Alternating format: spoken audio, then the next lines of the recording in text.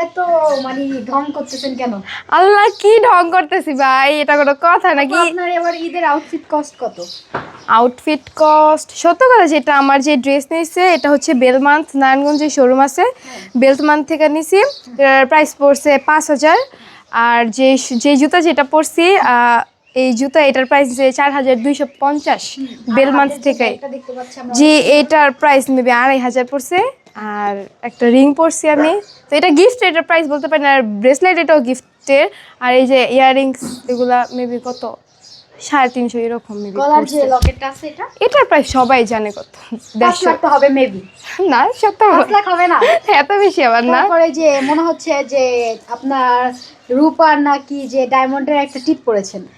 আর না, এটা এটা রূপার, এটা সত্য, এটা রূপার যেটা। এটা রূপার না? হ্যাঁ হ্যাঁ, এটা রূপার। এটা কে বানিয়ে দিছে আপু, বয়ফ্রেন্ড নাকি?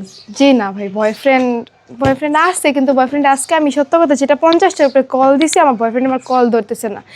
ইভেন্ট কি পরশু দিন আমি আমার বয়ফ্রেন্ডের জন্য টাকা দিচ্ছে আমাদের ভাইয়ের কাছে, সে শপিং করে আমার বয়ফ্রেন্ডকে দিয়ে আসছে, কিন্তু ওর কি হয়েছে, ও আমার কলই ধরতেছে না। আসলে অনেক দুঃখ, ঈদের দিনটা আজকে একলা একলা কাটাইতে হইব।